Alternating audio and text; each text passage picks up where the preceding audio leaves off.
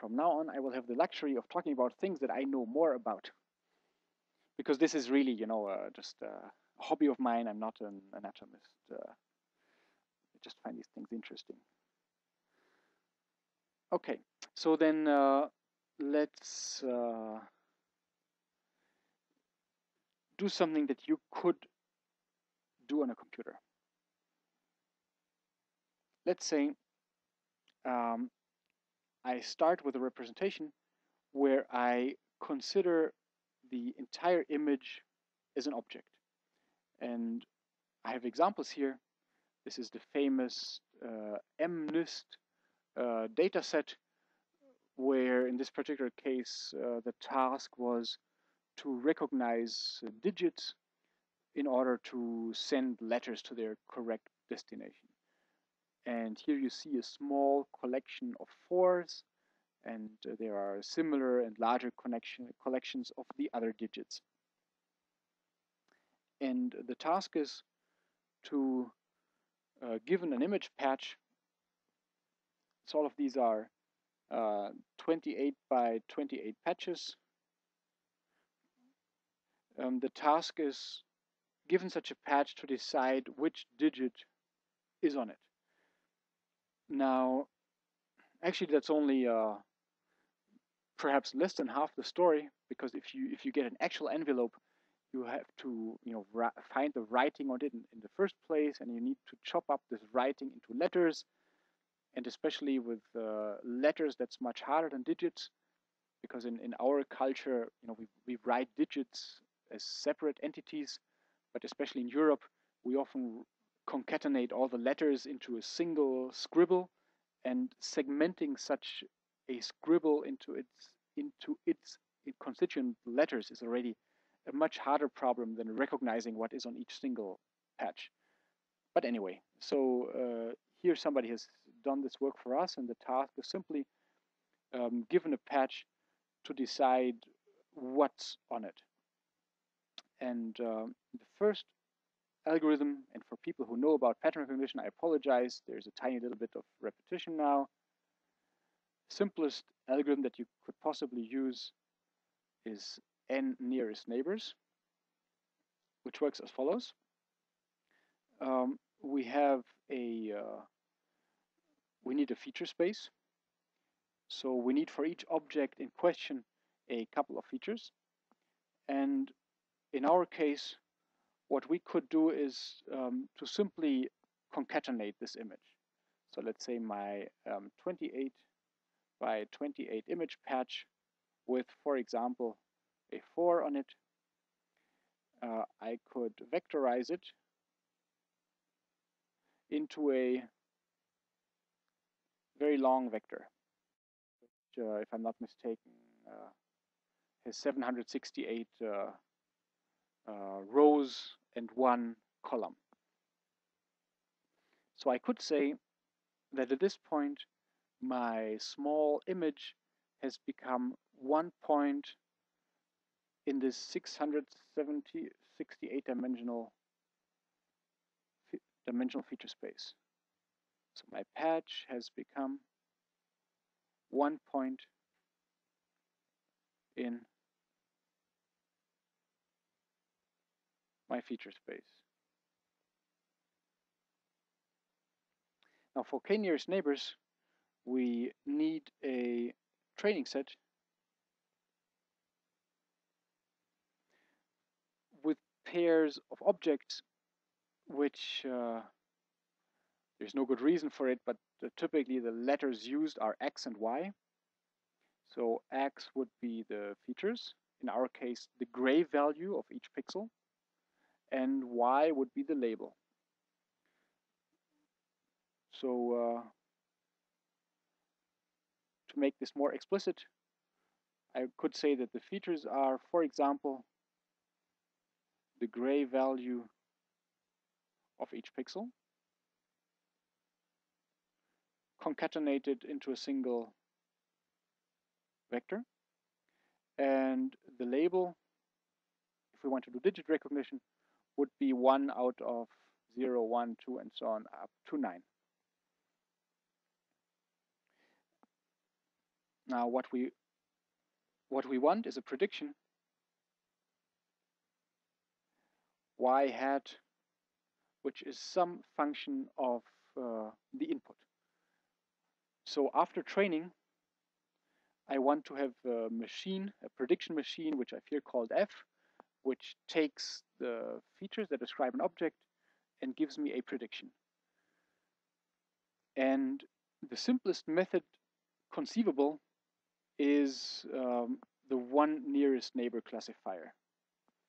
In one nearest neighbor classification, also abbreviated as 1NN. So NN in pattern recognition can mean many things. It can be neural network, it can be others. Here is one nearest neighbor.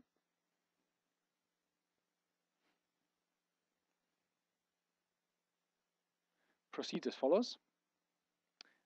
We have this feature space with 768 dimensions, out of which I can here show only 3. But remember that there are many others. And now I have my points in this feature space. So I'm going to color code them. Let's say I define 4 to be a red dot, and let's say not 4 blue dot. And in this space, I will now have entries for all the not 4s, and I will have entries. Actually, let me make this space 2-dimensional, because otherwise things are much harder to draw. So I'm just showing 2 of the dimensions here, and then I'm having the 4s. And typically, unfortunately, I have some overlap. So somebody has written a 4 which looked really a little bit strange. Now, nearest neighbor classification says, for my unknown example x, I simply look up the coordinates in feature space. So for example, let's say where I should make a prediction for an x located here. Well, then I will simply look up the nearest neighbor, which I guess would be this one here. And I would predict that this belongs to the red class, so it's a 4. And if I have to make a prediction up there, I would say, well, the nearest neighbor is that one here, so I predict this thing to belong to the blue class, and so on. And we can now do this systematically, or I can ask myself, so what does the decision boundary between red and blue look like? And if I do this systematically, then I will find, or if you think about it a little, you will find that the one nearest neighbor classifier, it induces what in pattern recognition is called a Voronoi tessellation of feature space, which is just a fancy term to say that space has here been partitioned into regions that are closer to one point than to any other point. Okay, so I don't have the patience to complete this image here completely, but you get the idea. Okay, and now the decision boundary here, and so on and so on. Now the decision boundary actually is a subset of this. Well, the decision boundary is given by those boundaries that lie between the red and the blue class. So my decision boundary would be something like this. Okay, I don't know how it goes on here. Okay, so I have a nice decision boundary which I can use for predictions. In the future, there are 2 different implementations. If I need to make a prediction, I could either look up who is the nearest neighbor, or I could find a convenient format to store this decision boundary, and then decide if I'm on the one side or the other side of the decision boundary. If you need to implement this yourself, the much simpler implementation will be to just store all training data and then look up who is the nearest neighbor. Note that I have implicitly used here the Euclidean distance, so I defined nearest by meaning as according to Euclidean distance.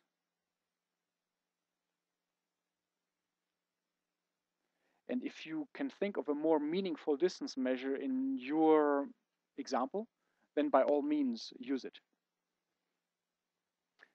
Okay, so you know, in 3 minutes or so, we have learned our first classifier. You can do much better than one nearest neighbor classification. And when I teach pattern recognition, I spend half the semester talking about better alternatives. But you know, it's not so bad. It's not the worst. It's not so bad actually.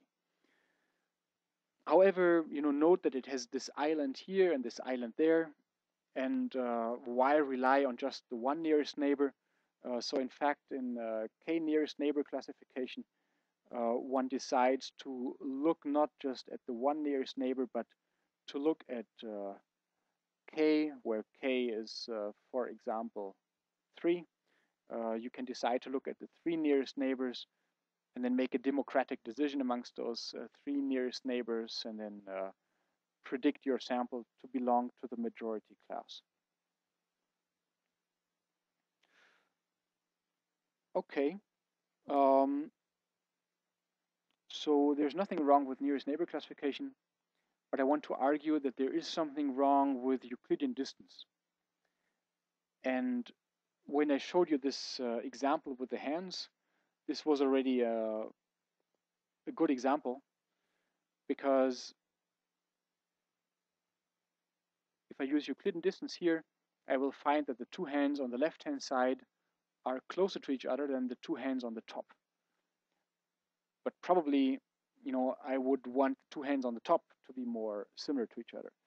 So the problem we have here is that Euclidean distance is not invariant to things like translation. I have an example here. I have a digit 4, and I have a digit, again, 4. It's the same 4. And we even have to look twice as a human to find out what is the difference between these 2 pictures. But the second 4, I have shifted it a little bit with respect to the first 4. So if I take the difference image, which is shown on the right-hand side, you can say, yes, there is a difference. And now look at this difference vector. I have now vectorized this difference image. So I have vectorized it, and I have again here my 768 components of this difference vector. And this looks like a very, very complicated thing.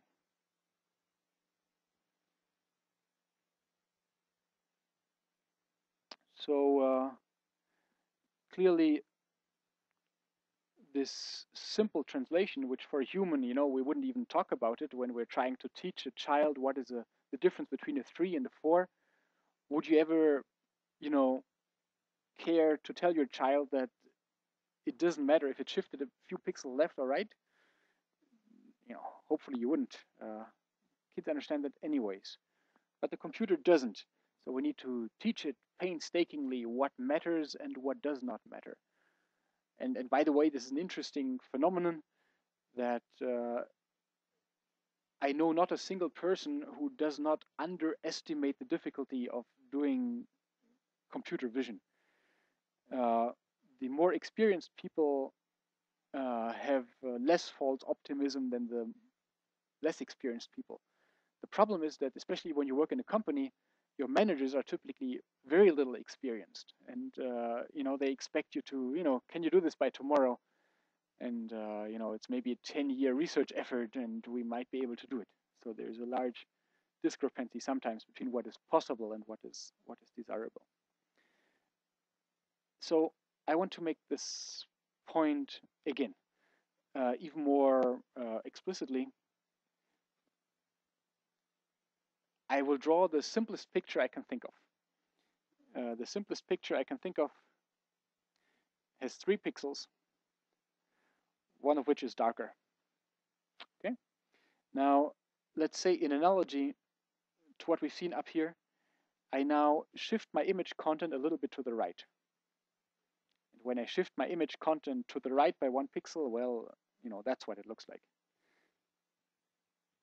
I've chosen only 3 pixels because here I can, actually show this vectorized representation.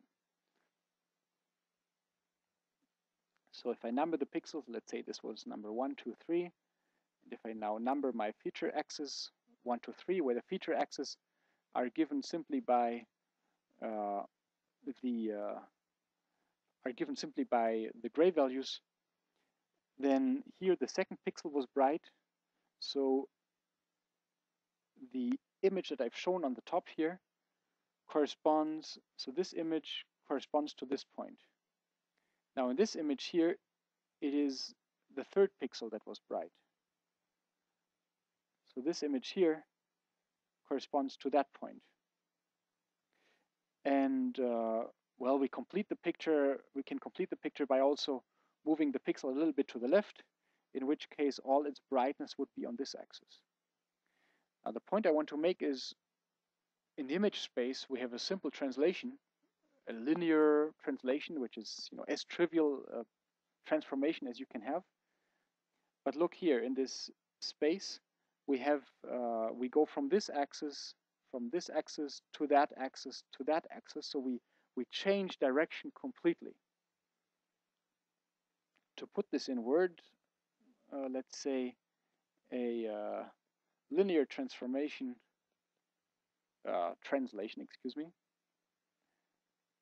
linear translation in image space, if I simply vectorize the entire image, amounts or results in a complex trajectory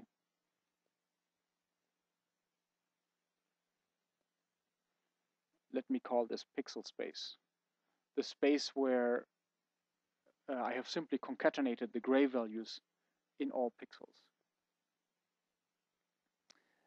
So here's a picture that tries to show this in an abstract fashion. Let's say that this here, let's say I put quotation marks. Let's say this was my original 4. And let's say that the transformation that I'm using now is to shift my 4 a little bit to the right or to the left. And in this very high dimensional space with its 768 dimensions, this will trace out a very complex trajectory. Not really the thing that I've shown here because I cannot draw in 768 dimensions, but it lets you trace, it's some complicated trajectory. But it's something that we want to get rid of. We want to be, shifting this digit a little bit to the right or a little bit to the left changes nothing about the essential nature of this patch, which shows a 4, which remains a 4, and which remains a 4 as I shift things. And this is why I can use, if I want to stick with my nearest neighbor classifier, why I can use so-called tangent distance, which is what this plot here means to illustrate.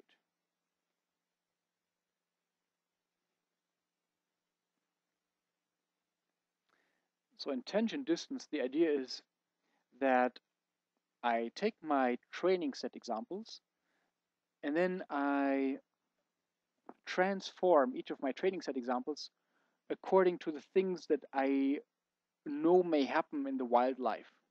So if I want invariance against translation, then I would take my sample and my training sample, and I would shift it repeatedly a little bit to trace out this trajectory. And by the way, this tracing out, I can either really do it brute force by actually translating a little bit and re-embedding each time, or I can use some fancy math and try and extrapolate a little bit from where I am right now. End result is same either way. So essentially, I inflate my training set artificially. My training set, which originally had just this digit 4, now has also these translated versions of it. And this was just for horizontal translation, which leads me to trace out a one-dimensional trajectory.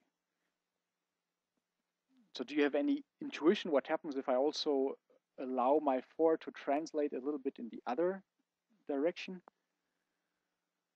Yeah, I get a surface. I get a two-dimensional manifold.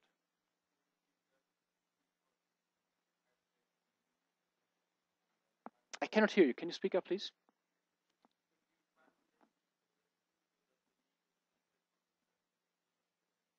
I could do that. So I could. So what he suggests is why not subtract the center of mass or the center of intensities each time? That is one way to achieve invariance. But now, what if I want to correct for rotation in the same way? No, your comment is a good one. With rotation, you can then try and start computing principal directions and aligning those to let's say the vertical axis, and you can do such things. But if you compute already with that, if you compute principal directions, what is your principal direction can sometimes flip depending on whether you plotted your character more as if you plotted a slim character or if you plotted a broad character. So here the principal direction may point in this direction, here may point in that direction. And if I now align it with the y-axis, I flip my character, which I didn't want to. So in a way, the strategy here is dead stupid. The advantage is that it's also dead safe. So any translation you can think of, let me give examples. So the kind of things that I want to be invariant against are translation, rotation, magnification,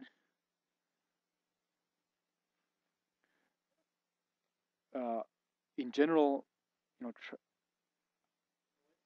some people will make this skewed. So I could summarize this as affine transformation. You have mentioned noise, that's correct. Or let's say the thickness of the pen. All of these are confounding factors that you want to get rid of. And what you can do in principle is that you simply compute translated, rotated, magnified, skewed, noisy versions of different thickness of your original sample. The only problem here is that this eventually gets out of hand. So if I take 10 steps for translation, which is really not too much, and 10 for rotation, and 10 for magnification, and if I do these independently, I already have 1,000 possibilities. And here, if I take 10 to the 6, I've blown up my single sample into 10 to the 6 samples already. Which is why you want to, in practice, do something that's a little bit cheaper, like linearize and locally and so on. So what you can do is, with all of these transformations, you can artificially inflate your training set. And overall, what you do in that way is that you learn the invariances rather than building them into your algorithm. And then, so to complete the picture here for the tangent distance, now this will turn every training example, if I have another training example somewhere else, I should draw another green star here. If I have another training example, I will get another complicated multidimensional manifold. And if I now have a query, and this is what I meant to show here with the purple star, if I have a query, I could just use the query as it is, or I could also subject my query to all those transformations. And I could then look for the shortest distance. So, I have a trajectory here. I have this trajectory. and I have that trajectory. And now I will look for the point where they come closest to each other, which is here. And that is then defined to be the tangent distance. So it's a simple recipe, but it touches on some deep issues or some deep problems of image analysis. Do you have any questions for this? Yeah.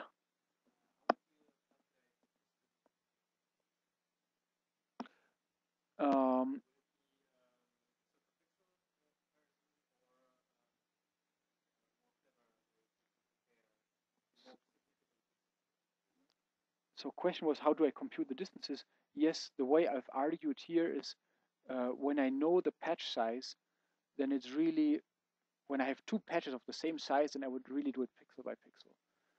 As soon as my input no longer has the same dimensionality, like no longer the same patch size, I need to think of other features. But this, well, this is, I've taken this example because it's of some interest. On the one hand, people have worked on this MNIST dataset for 2 decades to really eke out the last, tiny little bit of performance. And also, in a way, this is the first very primitive vision system that you can build. The assumptions have been restrictive enough, so the segmentation into patches has happened beforehand, but just using these patches and using the nearest neighbor classifier on such a patch already gives you something meaningful. So to give you a feeling on this data set, the nearest neighbor classifier, I think the 3 nearest neighbor classifier gives you something like 3% error. And if you use these tricks, then you get really low. I forget the number, it's maybe 0.5% or so. However, the training set here is already fairly large. So if you made this training set of 4s smaller, then the performance of the normal nearest neighbor classifier would go down more than the performance of this tangent distance classifier, which can in some way, as I said, artificially inflate its training set. More questions? Yeah.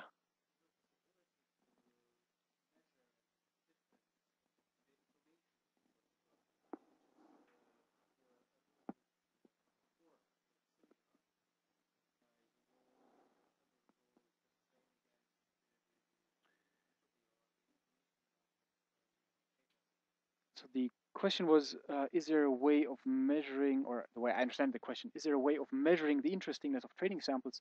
Yes, there is. So for example, if I have yet another training sample here, a blue one within the blue region anyway, if I take, for example, the 1 nearest neighbor classifier, having these extra training samples will not make any difference to the outcome of my classifier. So for the 1 nearest neighbor classifier, the only training samples that matter at all are the ones that are adjacent to the decision boundary. And if I want to stick with this 1 nearest neighbor classifier, I could even discard all these other samples here, because anyway, they don't change the predictions of my classifier. And yes, there are means to estimate the interestingness of samples, and that is of great importance, in particular for a subfield of pattern recognition called active learning, where the computer queries the human for the most informative samples. So let's say your patient, human expert, has labeled 100 samples for each class, but there are 10 million more that are unlabeled. And rather than randomly picking some of these and add labels, the computer can now pull out the ones that the computer thinks will be most helpful in further refining the decision boundary, and then the human expert will label just those extra samples. And if you're interested in that, so am I. We can talk about it more towards the end of the semester. More questions? Okay, so to remember from here are these notions of having a very high dimensional pixel space and of tracing out manifolds. So if I just do translation, it's a 1D manifold. If I do translation rotation, oh, sorry. If I do translation in 2 dimensions, there's already a 2D manifold. If I add rotation, then this becomes a 3D manifold, and so on. So we have these manifolds that I'm tracing out by means of this tangent distance.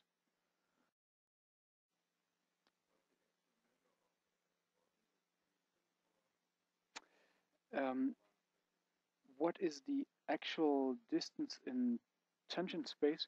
So we compute these manifolds, and then we're looking for the point where 2 manifolds come closest, as measured by Euclidean distance.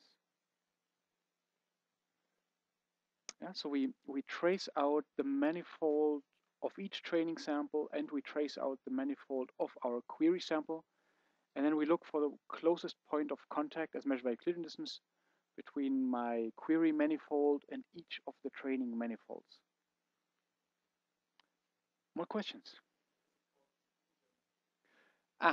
Because why is it called tangent? Because what you can do is, rather than trace this out explicitly, you can just estimate the tangent of this manifold at your training sample, which then gives you a cheap expression and something that's well tractable, as opposed to really tracing out your manifold with millions of samples. Yeah, so you linearize locally, and if you want to do better than that, then you can well actually transform your sample and take another tangent there. So you could use a couple of tangents rather than just one. Good question. More, yeah. Why also trace out the test sample? I think it's not absolutely necessary.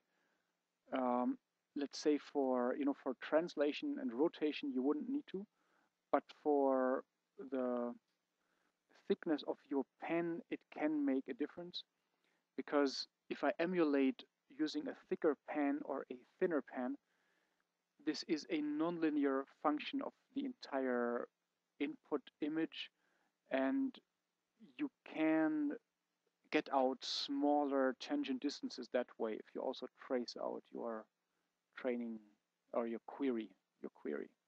No. But you could just do it for the training set or just for your query, or you could do it for both. If you have enough compute time, you would try both. But it does make a difference for some of these transformations. Further comments? All right. So I want to make this argument here, or the argument why image processing persists as a science and art. I want to make this a bit more explicit. And usually you won't hear much philosophy in this course, but well, today all of it comes together. So when I teach pattern recognition, then I talk for a whole semester about, you give me the training set and I know the great methods that will make the right predictions automatically. And here I have a counter example. So here I have a training set of 3 samples, x, y,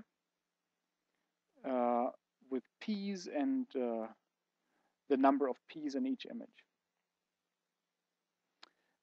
Now, if I were a naive machine learner, then I would use something like the k-nearest neighbor classifier, which incidentally you can use also for regression, so to predict numbers, not just for classification, where you predict class membership.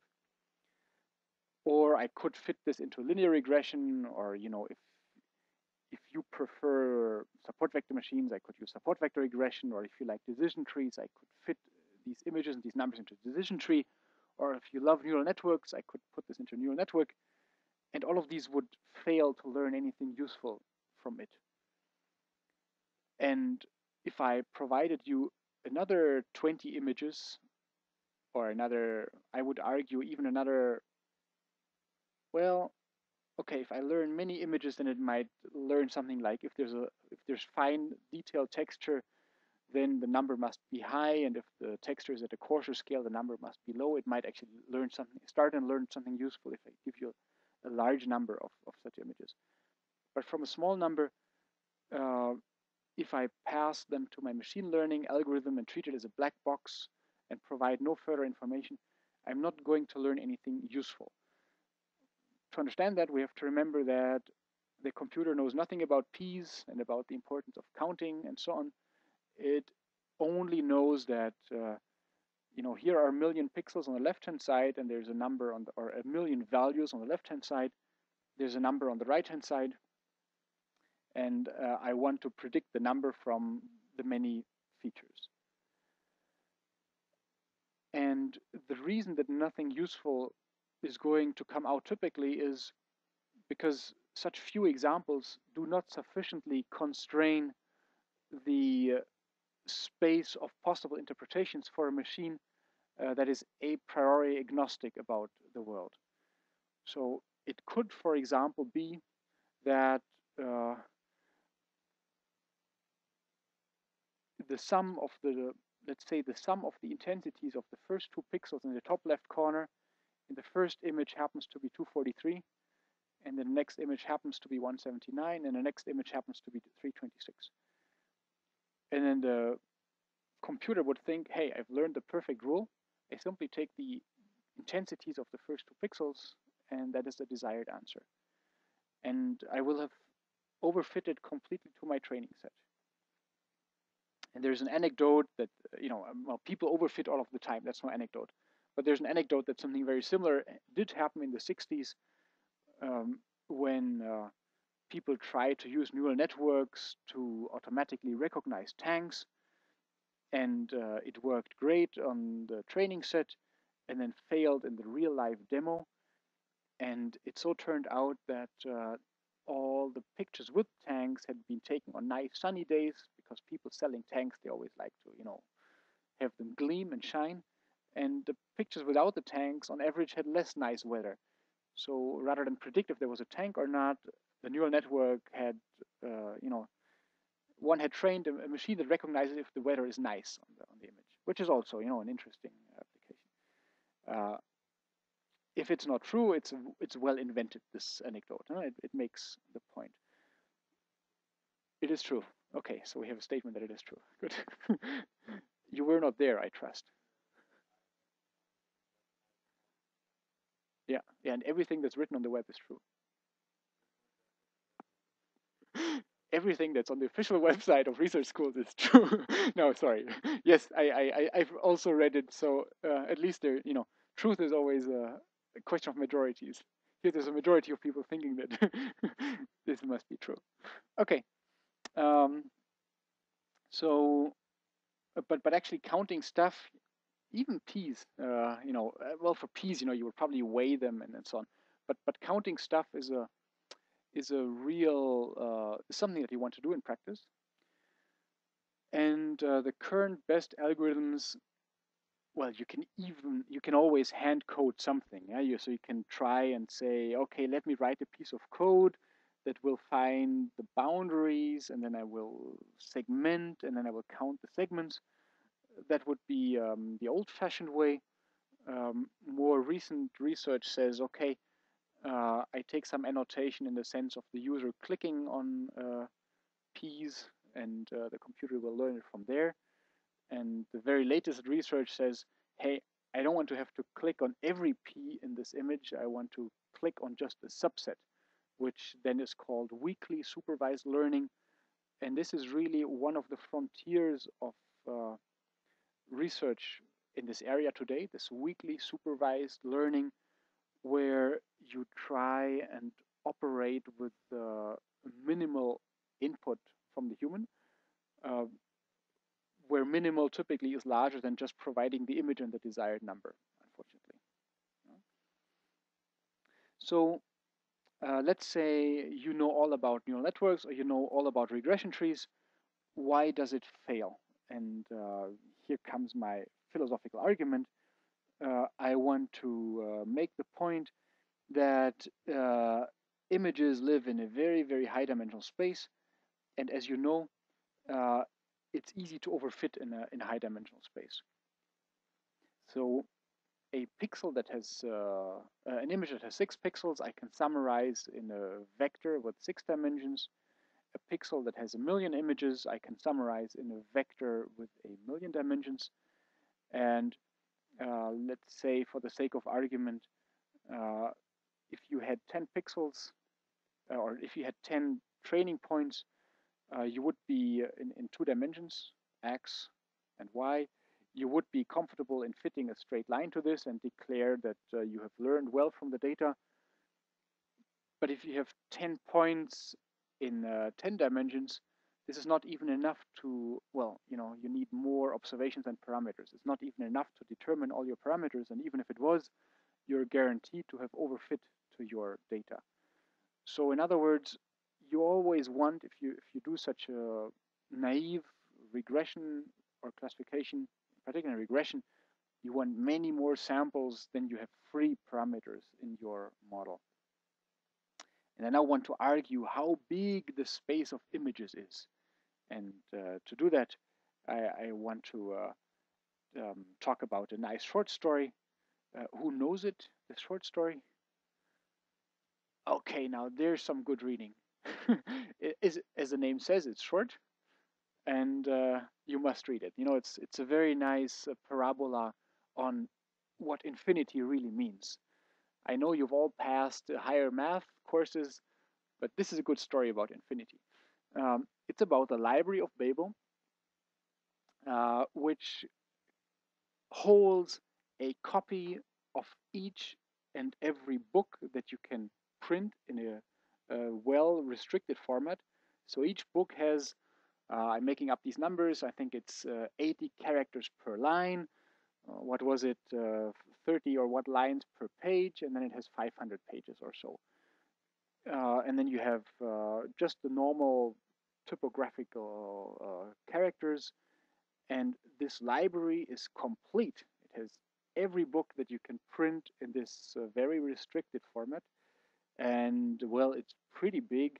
And then you have factions of librarians, so everyone is looking for the holy grail, so the meaningful books in this library, because unfortunately they are randomly sorted.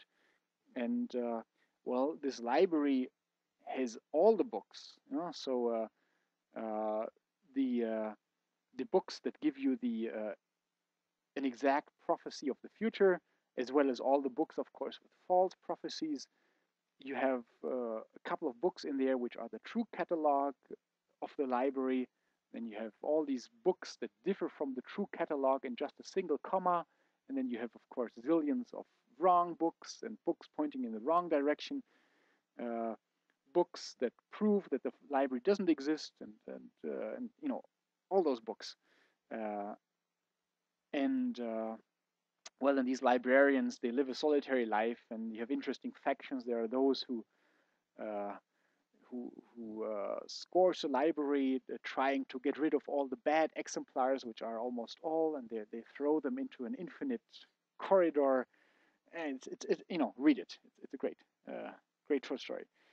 And he was a librarian, of course, the author, very interesting person. So bottom line is, this library is very large. Now, my point is, the space of images is much larger still. So I call this the picture album of Babel. And we can compute how many pictures it holds. If we admit just 100 colors per pixel, which is not very much, and if we say that each image has 1,000,000 pixels, which is less than each of your smartphones has nowadays, this gives us 10 to the power of 2,000,000 images, which you couldn't produce or store or anything in our universe. Our universe has 10 to the 87 particles, and I made a back of the envelope calculation. If I had each of my images printed out in 9 by 13 centimeters, you can order them very cheap in the mail order. But the problem is, you need 10 to the power of almost 2,000,000 universes to just stash them away. So to just store them space-wise, unfortunately, there are not enough particles to make all these images. Well, and this album is complete. So there are pictures of, Napoleon meeting Asterix and whatever, every image that you like or don't like is in there. Most images to us humans would look like the one in the background of this slide here. So the space of images is very, very large, which is why it's very, very hard to learn anything from it without injecting a bit of additional knowledge. And now I have a secret between you and me. Namely, there's a famous German artist, Gerhard Richter, who made the new windows for the dome in Cologne. And now you know where he took his image from. He got paid a lot for this. Okay, so this is in the dome in Cologne. So, bottom line, the space of images is very, very high dimensional, which is why we need to give the computer a few more cues rather than just the image and the desired end result. And image analysis, in a way, it's all about giving those extra cues and giving them in a fashion that is as painless as possible for the human operator. Questions about this library or any other? 100 colors per pixel is very conservative because typically we store images in RGB. So each of which can be between 0, so each of which can take 256 values. So 256 to the third would be a less conservative estimate, but it would have made my calculations harder.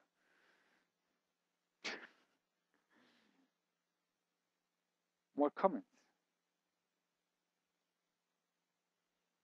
Okay, so then I want to go on to give you an extended survey of what is going to happen this semester.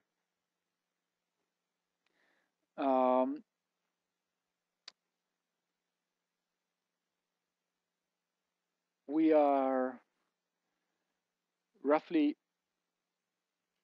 here, almost. We've not really talked about high dynamic range photography or so. I've structured this course as follows.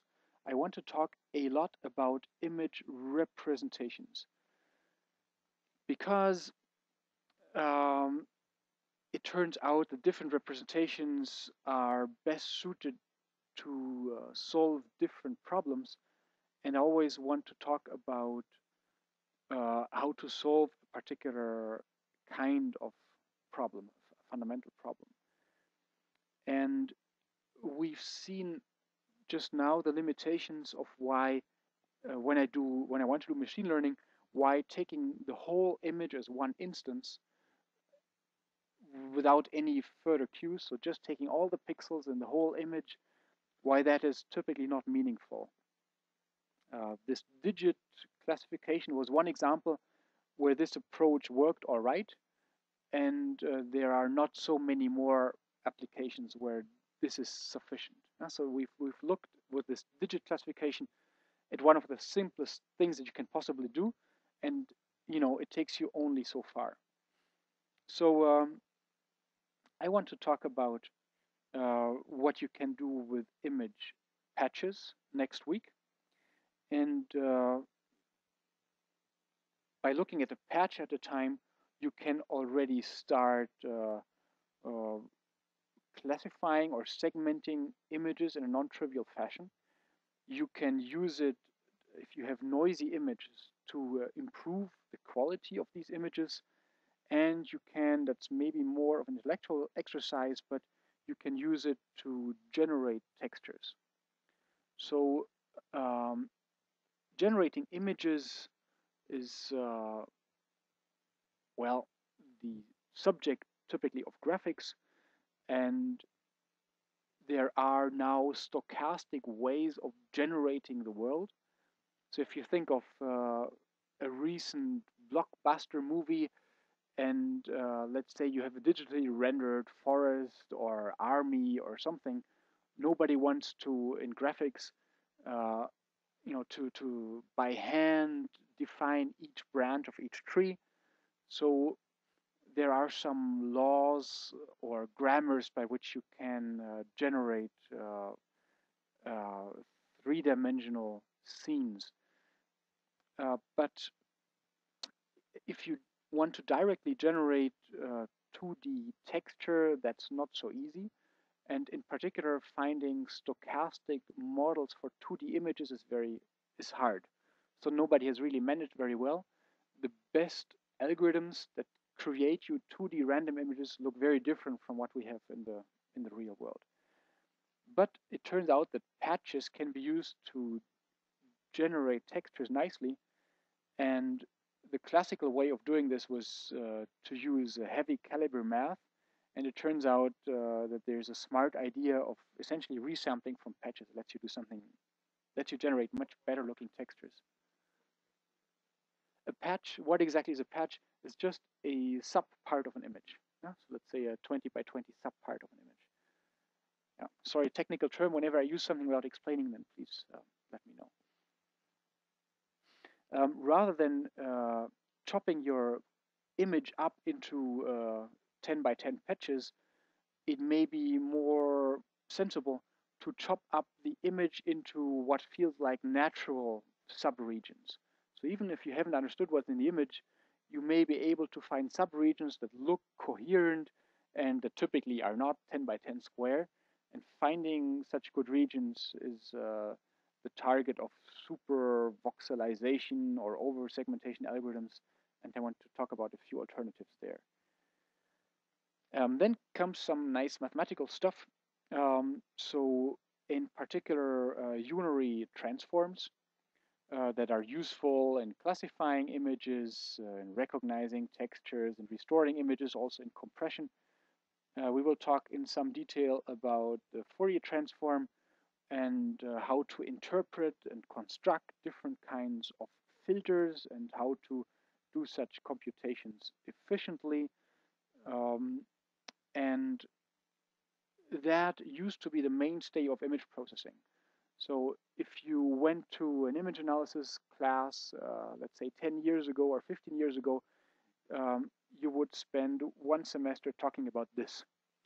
And I'm now going to compress it into one Monday, and I'm going to do all these topics some injustice, but on the other hand, it's really the power of learning that has made some of these aspects less important now. I will talk about another unitary transform, the discrete cosine transform, which I think is of everyday interest because it's used in JPEG compression. I will talk about the wavelet transform. Who has heard about wavelets before? Okay, so this made a, maybe you can tell me at the end of today in how much detail you did it so I can adjust. These wavelets are interesting on several levels. For example, we know that what's happening in part of our retinas is essentially such a wavelet transform. So we implement in hardware similar pre-processing. But some aspects of wavelet analysis also have deep mathematical properties. For example, if you enforce sparsity in a wavelet representation, in some senses, this gives you an optimal compression or denoising of your data. I will then talk about images as surfaces. It's yet another completely orthogonal view of images. I can simply say white, or let's say I have a gray value image, and I can say that white means high and dark means low. And in this sense, my image is a landscape. And this landscape view of images is very rich and affords algorithms that are useful in segmentation or in detecting interest points or also in interactive segmentation. It is also related to the topic of rank order filters, or mathematical, which are part of mathematical morphology. In a way, these rank order filters are the nonlinear complement of the things that we will talk about in the unitary transforms. The channel representation is a funny representation which takes the image coordinates x and y into account at the same time as one or more features that you can compute for the image. And it is one more expression of this trying to come to grips with having both spatial information and things like color or spectral differences and so on. And the channel representation is a simple way of looking at these in a single framework. And we will look at ways of, within the channel representation, at ways of denoising stuff or segmenting images. Another look at images is as not as bright and dark, but as heavy and light. We can say bright is heavy and dark is light, and we can compute in a way mechanical properties or local mechanical properties of the image, or we can express images as histograms of local gradients, which may sound boring, but is the basis of very highly engineered features that are used in all the real world object recognition pipelines in current use. Well, I'll talk about back of words when we get there. Taken together, these things are the basis to discuss object classification, or the matching of images that were taken at a distance from each other. And as example here, I want to show phototourism. So I'm having a video here from some of the authors. And what you see, what they do is essentially the following. They enter something into Google image search, like Colosseum or the name of the fountain, and then they automatically retrieve those images from the web. And some of these images actually show the fountain, and others, just show something else. You know that these image descriptors are, they've been given by, or they're extracted from text automatically, so they're not reliable. So they first identify which of the images actually show the object of interest, and they then estimate, and that's shown with these small triangles, where in space the camera that took the respective image was standing. And that is only possible if at the same time you construct a 3D geometry of the object of interest. And in this way, without ever having been there, by just collecting images from the web, you can get pretty good 3D reconstructions, and you can texture map them by, then putting actually the true texture of the image on there. What's required to do that is to, find reliably that two images show the same thing, and and which subparts, and that is possible in part thanks to these interest point detectors and interest point descriptors, which we will discuss in some detail.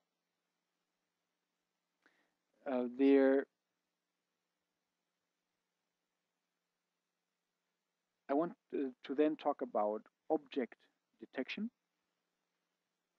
There are a couple of classical algorithms that let you find well-described or well-defined geometrical shapes. But more recently, when you have a camera or a smartphone, if you take a picture, it will try and focus on the depth-wise on the faces rather than on the truck that's passing somewhere in the rear. And this finding the faces in most devices is thanks to the Viola-Jones algorithm or some copycat version thereof. And I will explain to you how this thing is working in your cameras and smartphones. So this is the, well, sometimes this is indicated by a box. So you see the image and then you see a small box around the face. The most recent cameras tend to even omit this box, but this is anyway what they're still using on the inside. Then I'll discuss more interesting features and how they can be used to find pedestrians, for example. I then want to talk about regularization at some length. So let's say we work with image patches and we classify the image content locally just by looking at this patch and at that patch. We try and estimate, is this a cow or sky or water, or what is it? And typically we make errors in these local decisions. And one application of regularization is to smooth out or get rid of these local errors by introducing some kind of smoothness bias. There are different ways of introducing such a bias. You can, if you have labels, you can either penalize, if you look at the label at the position I and the label at the position J, you can penalize the square of these differences, which will give you the random walker, or you can penalize the absolute difference between these labels, which will give you something that you know well from physics. It will give you spin models. If I have just two classes, it will be the Ising model. If I have multiple classes, it will be the Potts model. And you may know that this makes for very hard inference, or physicists would say for very hard energy minimization problems. And a tremendous amount of research has been put into making this energy minimization efficient in the last 10 years. And people started walking down different roads. And it's been only recently that people have started to understand that all these roads are leading to Rome. These are, well, perhaps it should have been clear from the outset because they're all trying to solve the same problem. But it turns out that many of these differently looking algorithms, let's say you have different approximation algorithms, but actually it's the same underlying approximation that they are in fact solving, even if they look very different. There are plenty of applications to this. I will talk about how you can use this in tracking, for example, of those cells that you have seen today, and I'll give you other applications. So this is going to be, in terms of math, this is going to be pretty heavy and I think interesting stuff. You will learn a lot about optimization in the process. I do not expect prior experience other than you having learned, the linear algebra and so on that you have anyways. I then want to talk about weakly supervised learning, and I've been mentioning this earlier today as one forefront of current research. It means you try and give as few or as weak annotations as possible and still let the algorithm figure out what this means. So as an example, it turns out that pathologists are very poorly reproducible in their work. So pathologists, those are the people, let's say you have a funny lump, you have it taken out, and you want to know, was it benign or malign? And well, these lumps, or a piece of this lump will be cut out, it will be stained, will be looked at by someone under the microscope, by a professional and dedicated medical doctor. It unfortunately turns out that if you show the same image again next week, and if you rotated the image beforehand, or if you flipped it or inverted it, the same doctor might come to a different conclusion, which is a very, it's not that they're not trying, it's not that they're stupid, those are just hard problems, and this is a very sorry state. And this is one of the fields where image analysis is currently trying to do better, and I think image analysis is starting to outperform humans. And clearly there are no pathologists in the room, or I would have been shouted down in the meantime. So this is also a conflict of cultures in a way, because obviously nobody likes to admit that they're trying so hard and so many years of training and then it still doesn't work reliably at the end. And to train such a procedure, because the rules, it's partly also the rules invented by pathologists that are perhaps not optimal. You would really like to tell the algorithm, look, this is somebody who had this type of cancer, that was sampled from someone with that type of cancer, and this person here had no cancer at all. And you would like to use only these very weak labels to learn these discriminative rules. The last part, finally, if we ever get there, time-wise, will be about imaging. There are interesting hardware developments recently, like the Plenoptic camera, which actually has a micro lens array sitting right on the sensor chip. And such a Plenoptic camera records not merely how many photons hit a pixel, but also the direction from which those photons came. And in this sense, you acquire no longer an image, but instead you acquire a full light field. And having acquired the full light field allows you to do neat things like to refocus your image after the fact. And I'm convinced that this is something that will make it to the consumer world. Because if you think of your cameras or smartphones, all these moving parts, whenever you have moving parts, this is always a source of error. And when you get sand into the mechanics, it no longer works, and so on. Whereas if you have such a micro lens array, it just sits there, and the sensors are getting ever higher spatial resolution, so you can sacrifice some spatial resolution for this angular resolution, which will allow you to acquire the light field at once, and then afterwards, bring everything into focus, or just a particular plane into focus, and so on. And recently, a smartphone has been proposed with a 40 megapixel camera, which in itself would be, or I think in itself that is nonsense unless you do something like this, that you acquire light fields with it. Then you can do cool things by using special apertures, and this is again something that's related to radar, where you can create synthetic apertures by recording measurements continuously as you fly over some zone. And since we talk about radar, I think it'll also be interesting to talk about jamming and such things. And in the very end, I would like to talk about how to reconstruct 3D images. For example, how imaging in the MR imager works, or how a CT scan works. So you have all these projection images, and I would like to explain how from there you get to the 3D image. That again will involve a little bit of math. Okay, so that much for the survey. Do you have questions for that? All right. So all in all, it'll be a mixture of some things that are, I think, deep mathematical truths and interesting in that sense.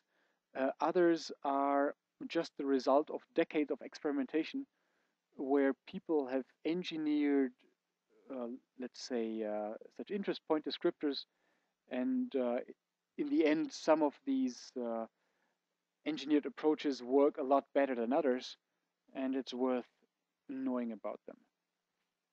Okay, so that much for the survey.